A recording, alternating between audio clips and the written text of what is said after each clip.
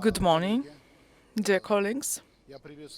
I would like to welcome a very well-known architect and urbanist, professor and consultant, Gehl. He is the man who has defined the urban design and urban policy of modern cities in the 21st century.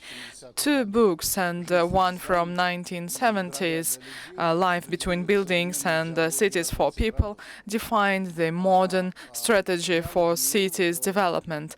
Gehl has written and has researched and has written a big book for Moscow. He suggested developing public spaces, and these ideas really won the mindsets of Moscow administration, and during last years our city was developing according to suggestions of Gehl. And Gehl Architects is not only a theoretical construction, because they have made a lot for urban development of Copenhagen, Melbourne, Sydney, New York, and of course Moscow. Gehl has won a lot of different titles, and also he is a doctor, honorary doctors from Edinburgh, Toronto, Varna and Halifax, and he is an honorary member of practically all the European architectural associations from Denmark, Britain, the US, Canada, Scotland, and also because of development of Russian cities, and also we have adopted a federal program for urban development, and this is also the contribution of Gehl. So because of that, Gehl was awarded the Vladimir Vernadsky Prize for his service to the cause of sustainable development. I'm very happy to introduce Gehl. Mr. Gehl, you have the floor. Thank you very much. I think that I will share the screen and we can get started. Does it work? Are we fine? Can you hear me? Yes, I can hear you and I can see the slides. Here we go. Here we go. I'm supposed to talk today. I've been asked to talk today about healthy and sustainable environment for the 21st century in this 10th Moscow Urban Forum. And I was so honored and lucky to be invited to speak at the very first forum, which was made 10 years ago. On that occasion, I had the opportunity to meet the Lord Mayor, Sergei Sobyanin, and also to meet a number of Russian specialists in urban quality and urban issues. It was a great experience, and I'll just tell briefly what I talked about there 10 years ago. I talked about the story of my life.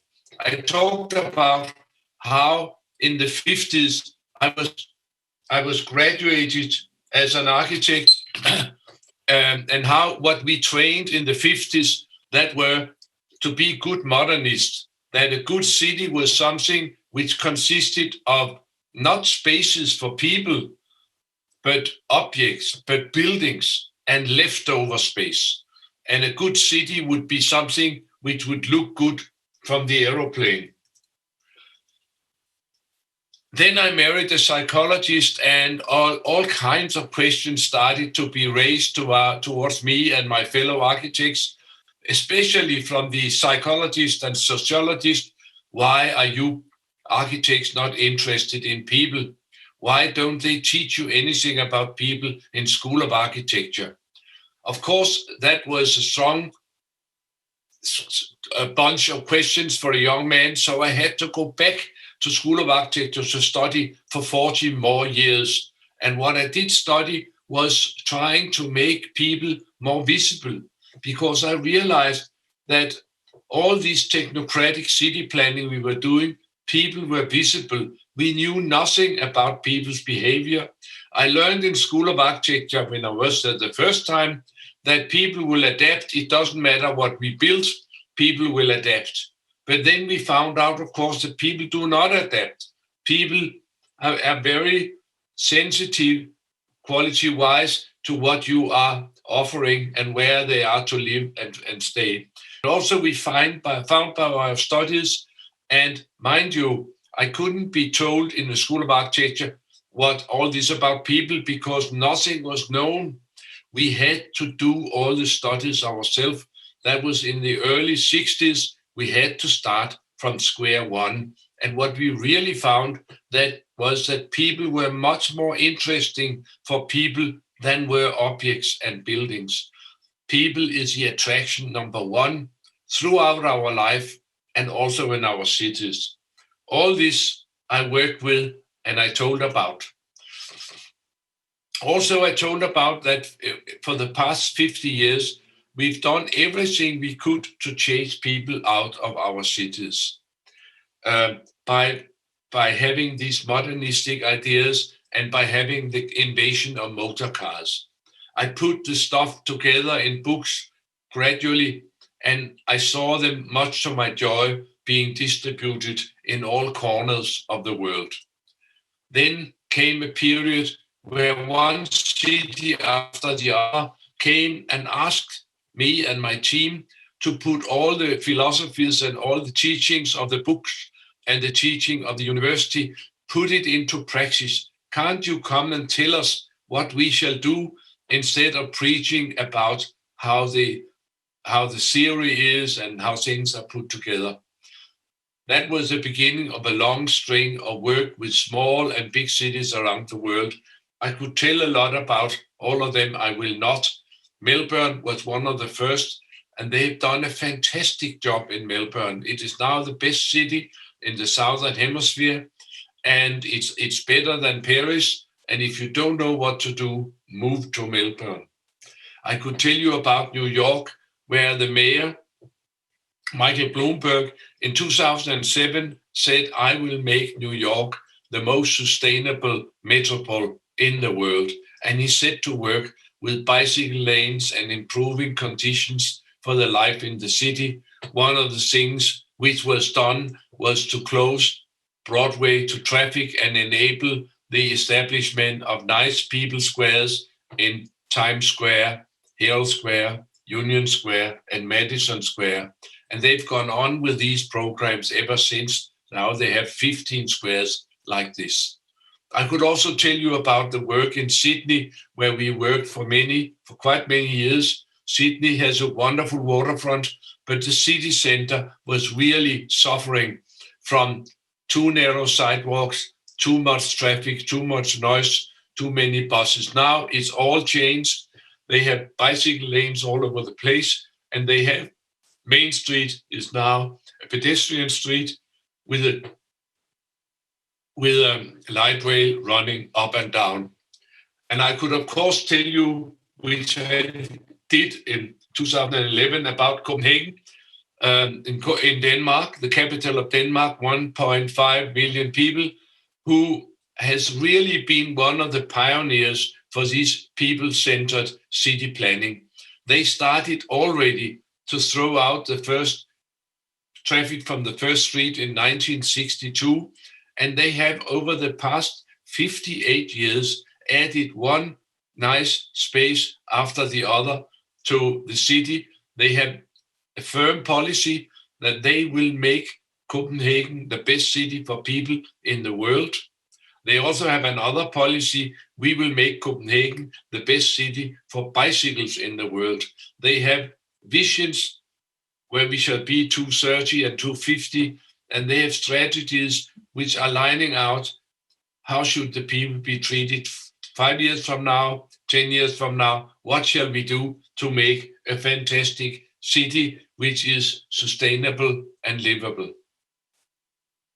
All this I told about at the Moscow Urban Forum in 2011. And based on this, I guess, I was invited back to Moscow to take a look at Moscow as it was at that time. And I could clearly say that myself and my team, we were really shocked to see the state of this fine city at that time. I had the feeling it was completely overrun of cars and parking, and that there were little rules to be observed. There were parked cars in the parks, on the sidewalks, on the monuments, on the stairs, everywhere, and there were noise and pollution and whatever. Main Street, Moscow, Tverskaya, of course, there were too little parking, so it was allowed at that time to have parking spaces on the sidewalk and left for the people in Tverskaya 14 million Moscovites were 1 meter of walking space. We found these conditions very appalling, and we found it interesting that the cars have almost killed the life in the city. It was almost impossible to go from one end to the other. It was almost impossible with dignity to move anywhere. This started a big series of events. The first things which happened was that 3 of my books was translated and published in Russian, and you can see the seal of the Moscow city in the corner of the books. And then we were commissioned to do a study and come forward with ideas about how Moscow could be improved. This resulted in a report in 2013 towards a great city for people. Much to my joy, I saw it being also shared publicly. There was a public exhibition of this study so that everybody could see the ideas, see examples from other cities, and see suggestions how Moscow could be much more improved. Also, I was impressed by Mr. Sergei Sobyanin, who really understood and supported these ideas and actually promoted the ideas in writing and talking. Then started a process in Moscow, and I must say I've seen nothing like it in any other cities. I was extremely impressed. In 2011, we saw in Tverskaya these narrow sidewalks where people were pushed and pressed. And then just 2 years later, the gray streets started to become green. The cars disappeared, and instead we have benches, and the advertisements under the sky disappeared. So suddenly you could see Kremlin in the distance from Tverskaya.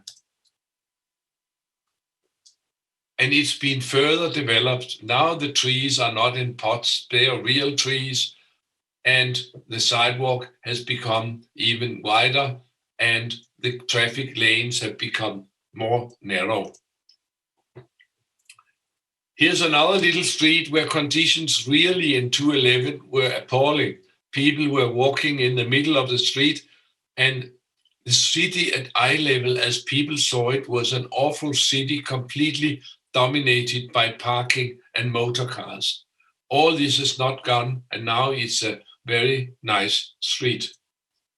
Here's another situation with a pedestrian crossing, which was almost impossible to find because of non-respect for any rules concerning parking.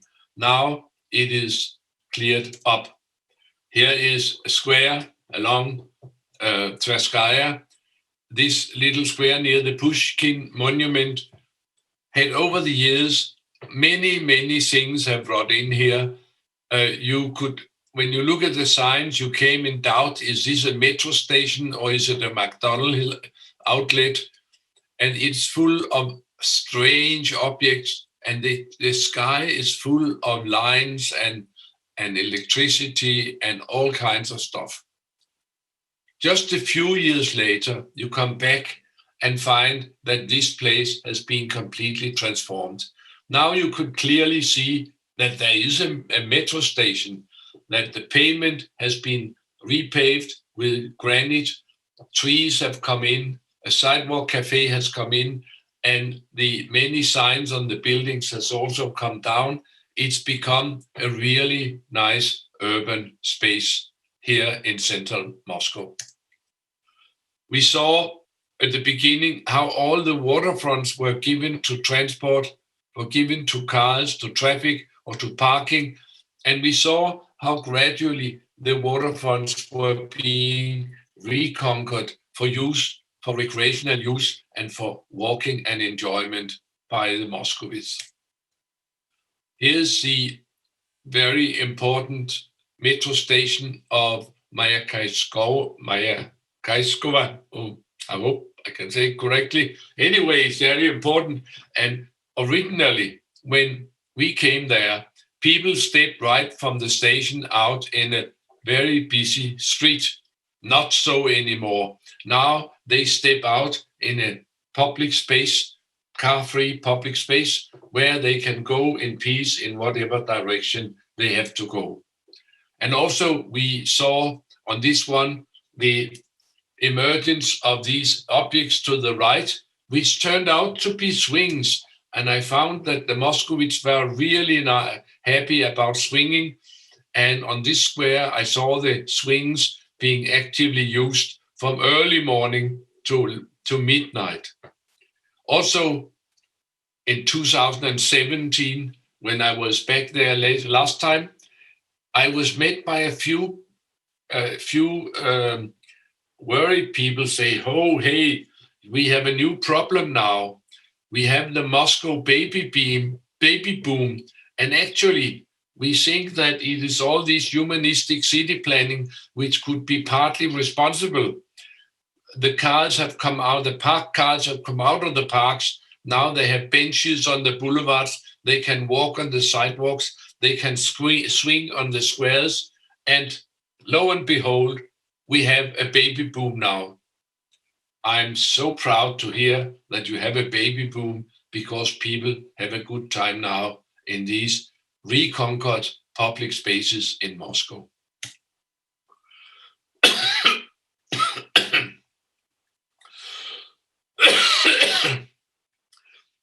Now, after 50 years, we have a distinct change in paradigm. Mayors all over the world are looking after new qualities. They're all looking after lively and livable cities, sustainable cities, healthy cities, and cities good to be old in. All this about lively, livable city is the age-old phenomena that man is a social animal, and really the cities were made as meeting place for people. We always loved the public spaces. We loved to meet directly other people in public spaces. We see here in Corona times how we missed it. And we know that people is a number one attraction in cities, and we really need spaces for people in the city that there are room to walk and to meet. Increasingly, we become aware that one of the major challenges for the world, and certainly for the cities, which are the sinners in this story, that is that we have to make the cities much more sustainable, and we have to do much more for the climate. Of course, we'll see in the future a great change in the way we, in our mobility philosophies, we will see shared cars, we will see automatic cars, but first and foremost, we'll see much more good quality public spaces which will link the important places. And then we realize that a good public transportation system needs a good public realm, so in dignity and safety in all times of the day and night, you can walk to the bus or to the train or bicycle there. Also, we realize that if people walk more and bicycle more, that of course is very good for the climate. The doctors tells us now that we have occurred after these 50 years of maniac adoring to the automobile, that we have encountered a new problem, the sitting syndrome, that people, they move themselves too little and they sit too much. We realize that we really have made endless city districts where you can hardly live without having cars, and where actually people sit from early morning to late night. This, of course, has been causing great problems with the health. Doctors tell us that just 1 hour of moderate exercise every day will give us 7 more, as an average, 7 more lives of life expectancy.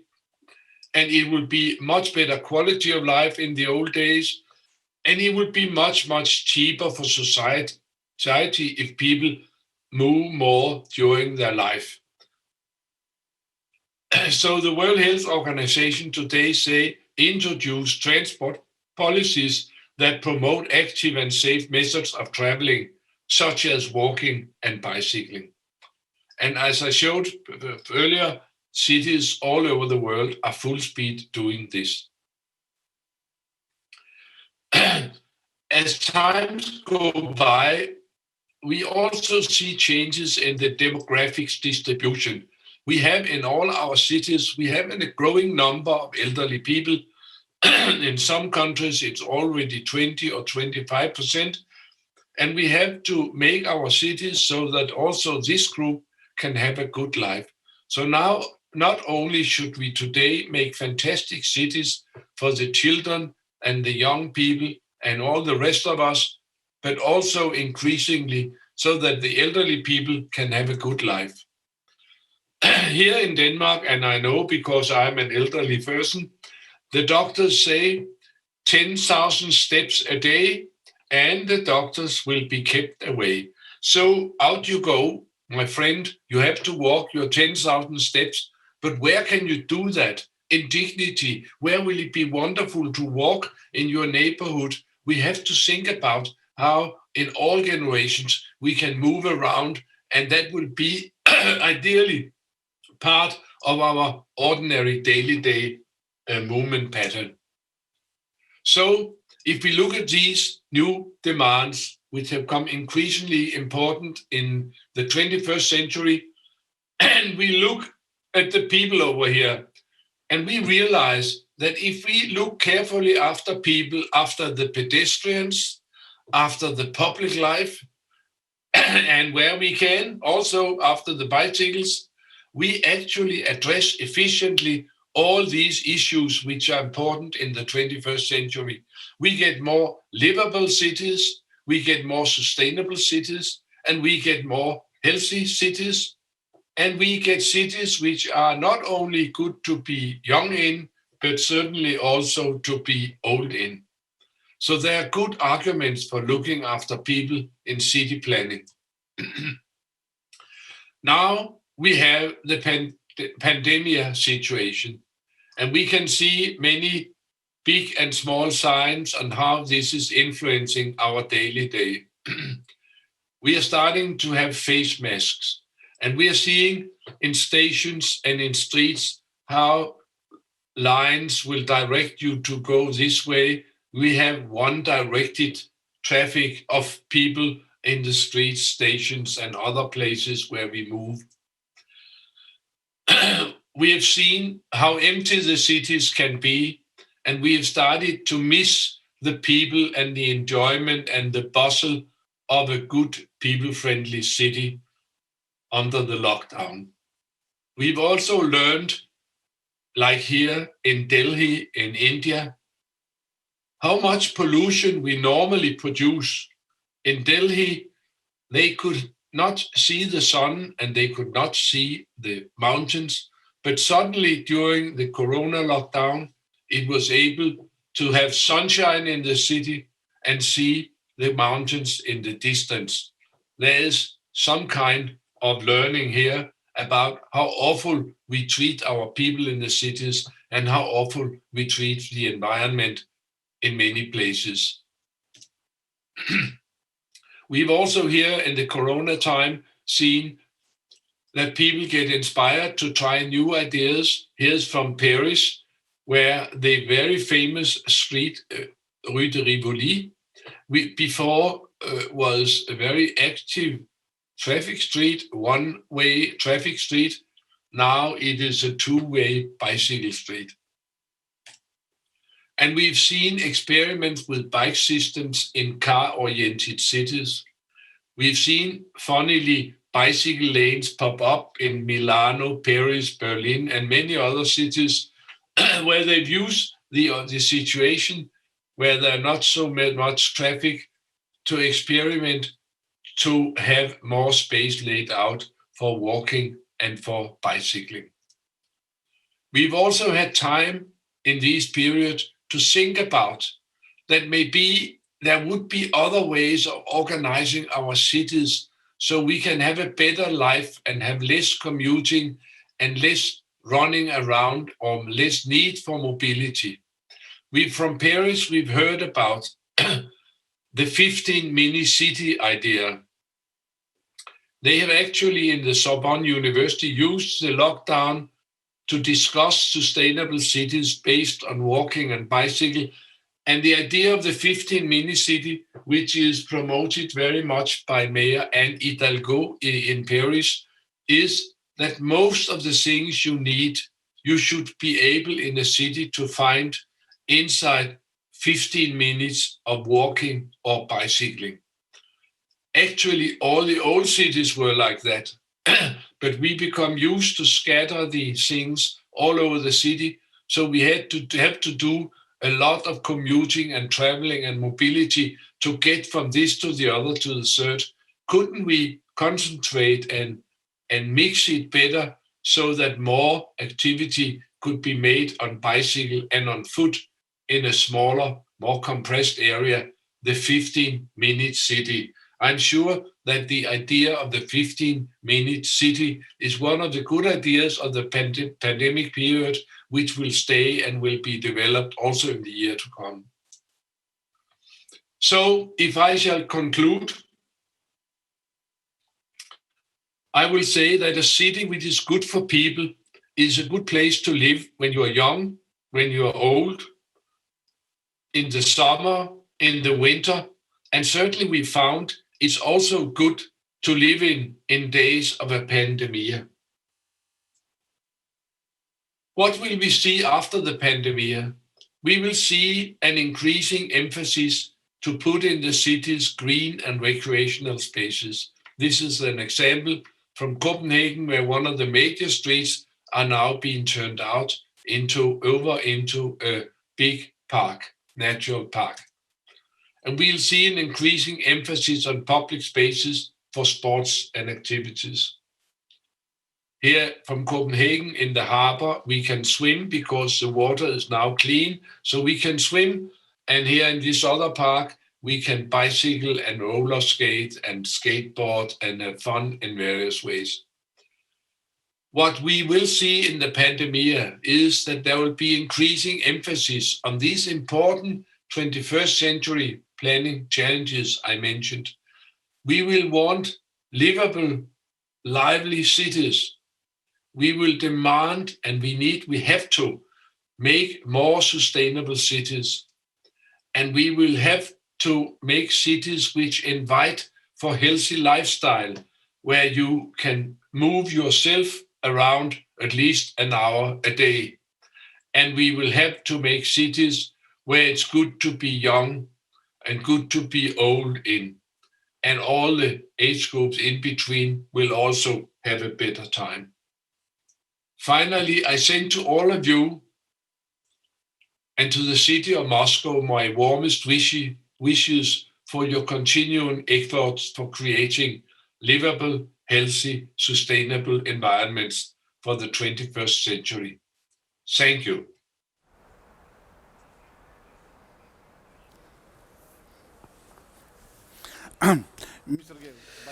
Mr. Gehl, thanks a lot. We have seen how the concept was created and implemented. By the way, it was interesting to have a look for us as Moscow has changed in the past decade.